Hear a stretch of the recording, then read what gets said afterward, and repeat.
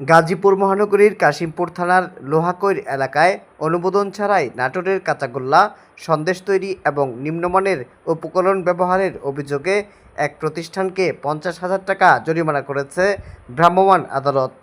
বুধবার দুপুর 12টা থেকে 1টার মধ্যে পরিচালিত জেলা এনএসআই গাজীপুর কার্যালয়ের তথ্যের ভিত্তিতে এই অভিযান পরিচালনা করা হয়। ভ্রাম্যমাণ আদালত পরিচালনা করেন সহকারী কমিশনার ও এক্সিকিউটিভ ম্যাজিস্ট্রেট মোহাম্মদ সালেহুর রহমান।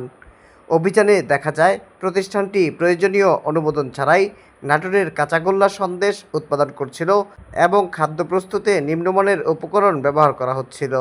এ অভিযোগে প্রতিষ্ঠানের মালিক রফিকুল ইসলামকে ভোক্তা অধিকার সংরক্ষণ আইন 2009-এর 42 ধারা এবং ওজন ও পরিমাপ মানদণ্ড আইন 2018 এর 24 ও 55 ধারায় মোট 50,000 টাকা জরিমানা করে তা আদায় করা হয়। এ সময় কারখানায় থাকা প্রায় 24 থেকে 25 কার্টন কাঁচাগোল্লা সন্দেশ জব্দ করে তা ধ্বংস করা হয়।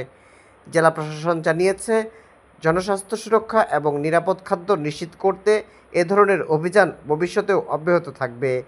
ভ্রাম্যমাণ আদালত পরিচালনা শেষে সহকারী কমিশনার ভূমি ও এক্সিকিউটিভ ম্যাজিস্ট্রেট মোহাম্মদ সালেহুর রহমান গণমাধ্যমকে এসব তথ্য নিশ্চিত করেন।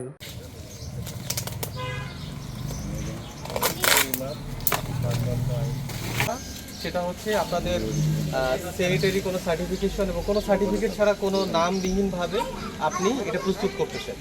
দ্বিতীয় যে প্রবলেমটা সেটা হচ্ছে আপনি এখানে লিখতেছেন পাবনা, অথচ আপনি এটা গাজীপুরে তৈরি করতেছেন। এটা হচ্ছে 2 নম্বর প্রবলেম। তৃতীয় প্রবলেম কি, আপনি বিভিন্ন ধরনের যে মিষ্টির দোকান আছে তাদের যে শিরাগুলা যেগুলো হোটেলরা ফেলে দেয় সেগুলো সংগ্রহ করে আপনি এই শিরা দিয়ে এটা তৈরি করতেছেন। এটা হচ্ছে আপনার তৃতীয় প্রবলেম। তারপর কি, আপনার যে মোড়কটা করতেছেন, মোড়কে বিএসটি বা বিএসটির যে থাকবে প্যাকেজিংয়ে যেটা থাকে লোগোটা, সেটা আপনি ব্যবহার করতেছেন না, কোনো রকম আপনার সার্টিফিকেশন কোনো কিছু নাই। ঠিক আছে, আপনার প্রবলেম অনেকগুলা।